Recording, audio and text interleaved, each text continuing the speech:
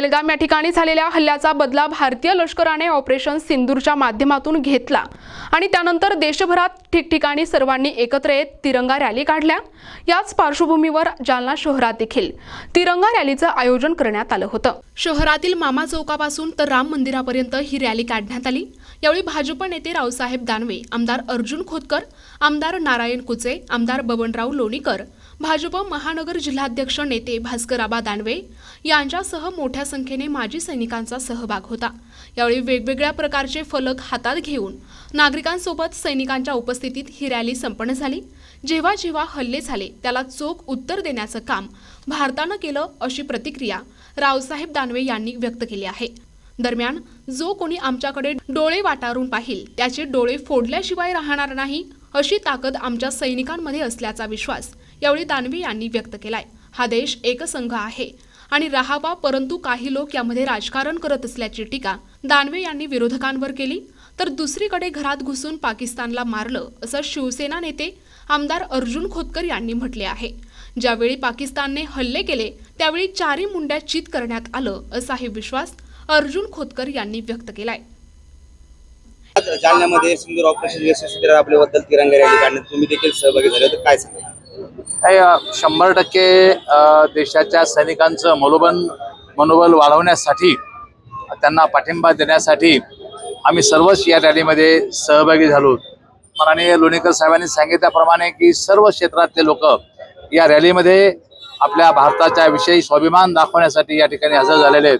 त्यामुळे मला निश्चित वाटतं की अशी गावागावात, खेड्याखेड्यात, मोहल्ल्यात रॅली निघाल्यानंतर एक देशभक्तीचा जनून ज्याला म्हणता येईल तो निश्चितपणे लोकांमध्ये पाहायला मिळतो आणि यातून बळ मिळतं। दुसरा प्रश्न, संजय राऊत यांचं नरकातला स्वर्ग पुस्तक आलेलं आहे, त्यामध्ये अनेक दावे करण्यात आलेले आहेत की अमित शहा आणि नरेंद्र मोदी यांना आज आम्ही त्यावर काही बोलणार नाही, उद्या आम्ही त्यावर बोलू। पण तुम्ही देखील म्हणजे जुने आहेत शिवसेनेमध्ये, असं काही घडलं होतं का, काय त्याच्याबद्दल काय सांगा? नाही, आम्ही आता ठरवलं ना, आज फक्त तिरंगा रॅली, उद्या आम्ही त्यावर बोलू। नाही, आम्ही निश्चितपणे वरचा आदेश जो येईल, पक्षाकडून आदेश जो येईल तो आदेश आम्ही या ठिकाणी पाळू। पण तो निश्चितपणे आता आम्हाला असं वाटतं की आता आम्हाला न्याय मिळेल।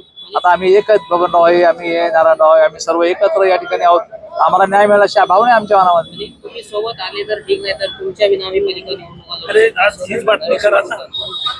आता ते तसं ठीक आहे। आज रॅली आहे, भाऊचं घ्या, भाऊचं घ्या, ते राजकीय आपण नंतर राजकीय आणि तुम्ही देखील सहभागी झालेलात, काय संपूर्ण देशभरामध्ये सैनिकांच्या पाठीशी उभा राहण्यासाठी, जवानांच्या पाठीशी उभा राहण्यासाठी शूरवीर आमच्या देशाच्या महिला कॅप्टन यांनी जो पराक्रम केलेला आहे, आमच्या सैनिकांनी पराक्रम केलेला आहे। पाकिस्तानमध्ये घुसून अतिरेक्यांचे अड्डे आणि तळ उद्ध्वस्त केलेले आहेत आणि देशातल्या जवानांच्या पाठीशी संपूर्ण देशातली 140 कोटी जनता उभी आहे। आज जालना जिल्ह्याच्या वतीनं तिरंगा रॅली काढण्यात आली, यात्रा काढण्यात आली, जल्लोष होता सगळीकडं।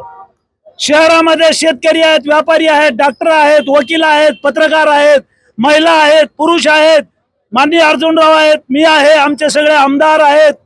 आम्ही सगळे रॅलीमध्ये सहभागी झालो आणि संपूर्ण शहर दुमदुमलेलं आहे। जवानांच्या नावाच्या घोषणा दिलेल्या आहेत। आजूबाजूला हे सगळे सैनिक आज रॅलीमध्ये सहभागी झालेले आहेत जालन्यातले, आणि पाकिस्तानचा माज मस्ती उतरवण्याचं काम आमच्या सैनिकांनी केलेलं आहे। आणि म्हणून या देशातले 140 कोटी जनता तर पाठीशी आहे सैनिकांच्या, पण 50 मुस्लिम राष्ट्रांनी सुद्धा भारताला पाठिंबा दिलेला आहे। स्वातंत्र्याच्या 70 वर्षात असं कधी घडलं नाही। जगभरातून आमच्या सैन्याला बळ देण्यासाठी, पाठिंबा देण्यासाठी वेगवेगळ्या देशाच्या सरकारनं भारताला पाठिंबा दिलाय। पाकिस्तानला आमचा इशारा आहे। माननीय नरेंद्र मोदीजी यांच्या नेतृत्वात आमच्या सैन्याला संपूर्ण सूट देण्यात आली। तुम्हाला जी कारवाई करायची ती कारवाई करा। या पुढच्या काळात पाकिस्तानने आमच्या देशभक्त एखाद्या नागरिकाला मारलं तर भारत पाकिस्तानचं युद्ध आहे हे समजण्यात यावं, अशा प्रकारचं ठामपणे ठणकावून सांगणारे आमचे प्रधानमंत्री, आमचे कॅप्टन आमची बटालियन, आमचं सैन्य बलशाली आहे, ताकद आहे, जगाच्या महासत्ता असणाऱ्या राष्ट्राच्या बरोबरीने आम्ही आहोत. पाकिस्ताननं यापुढे ती घोडचूक करू नये, आणि केली तर पाकिस्तान बेचिराग होईल, नेस्त नाबूद होईल. पाकिस्तानला इशारा आहे की या पुढच्या काळात भारताच्या नादी लागू नका, हे आपल्या सैन्यानं दाखवून दिलेलं आहे. आज रॅलीमध्ये सर्व लोक आले, आम्ही सर्व सहभागी झालोत, आपणही पत्रकार सहभागी झालात. आपल्याला सगळ्यांना धन्यवाद. आमच्या सोबत आलेल्या या सर्व शूरवीर सैनिकांना सुद्धा मनापासून शुभेच्छा. धन्यवाद.